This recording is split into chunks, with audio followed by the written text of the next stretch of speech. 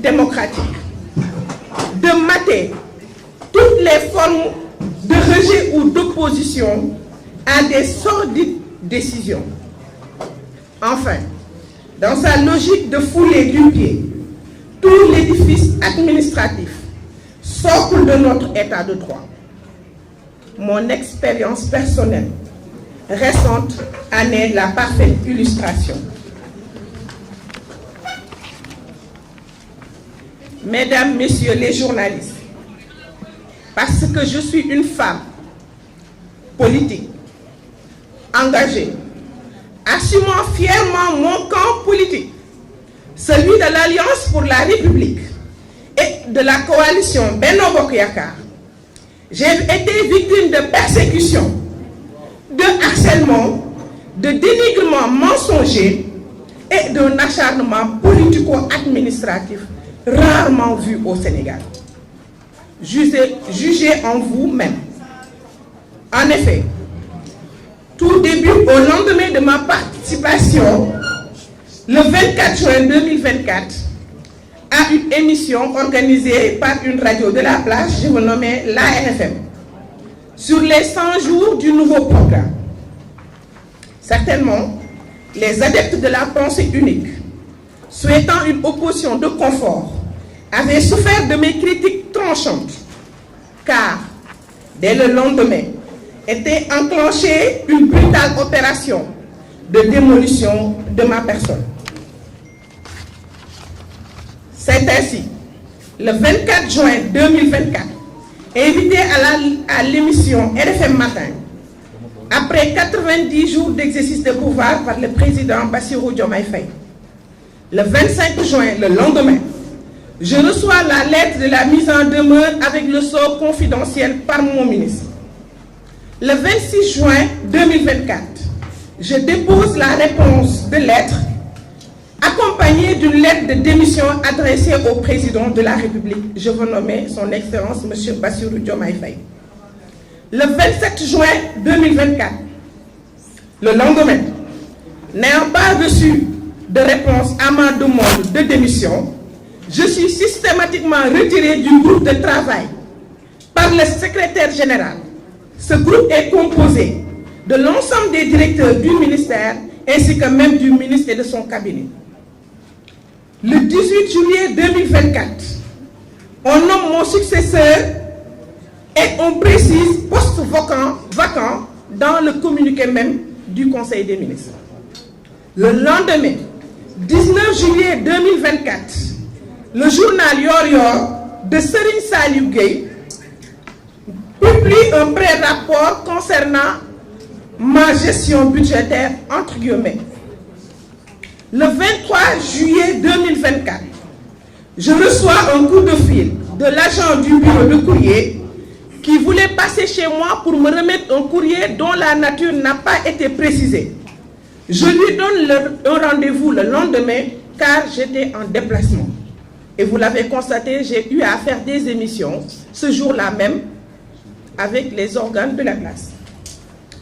Le surlendemain, je veux dire le 25 juillet 2024, je reçois un huissier de justice chez moi qui me demande le PV de passation par voie d'huissier dans les 48 heures.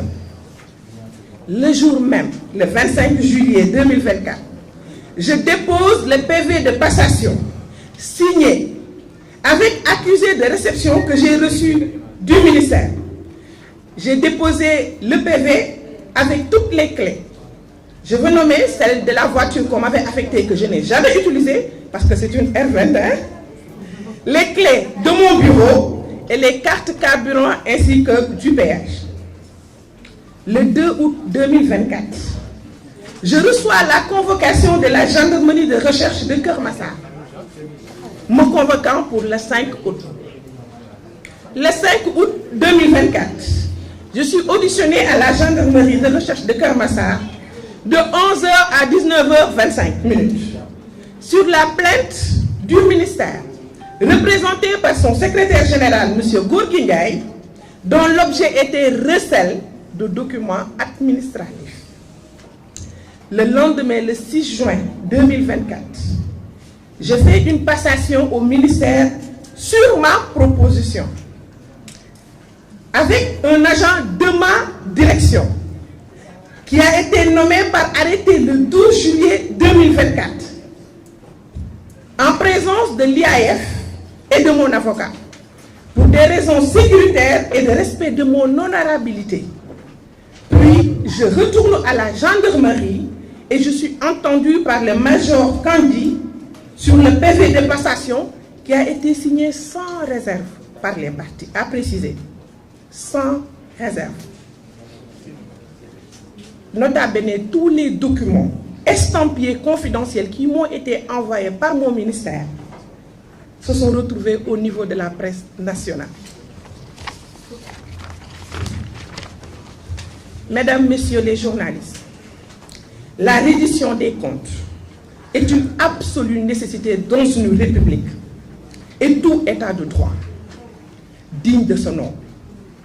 J'en suis une farouche partisane et il ne saurait en être autrement pour moi, qui suis républicaine et démocrate convaincue, mais ce que j'ai vécu et dont je ne vous ai fourni que les fragments les plus significatifs est hors de ce champ.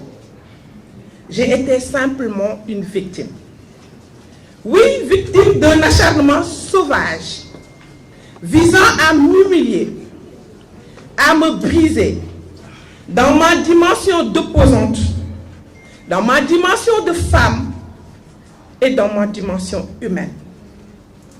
Oui, j'ai été victime de l'incurie d'un antisystème, devenu système, avec ses logiques d'élimination de toutes sortes et personnes d'opposition.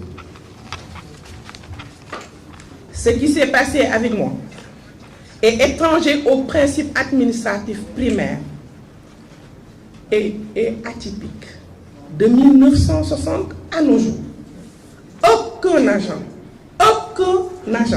n'a été convoqué pour passation de service, a fortiori un directeur national. Ce qui s'est passé avec moi, prolongeant toutes les forfaitures et autres actes antidémocratiques perpétrés par le nouveau pouvoir, est une alerte pour toute l'opposition sénégalaise et pour tout le peuple sénégalais. Ceux qui nous dirigent sont violents et nourrissent le rêve d'installer la dictature et la violence sur toutes ses formes. Au besoin par la destruction de la cohésion nationale, l'exemple de l'Église en est une parfaite illustration et plonge notre pays dans le pire des chaos.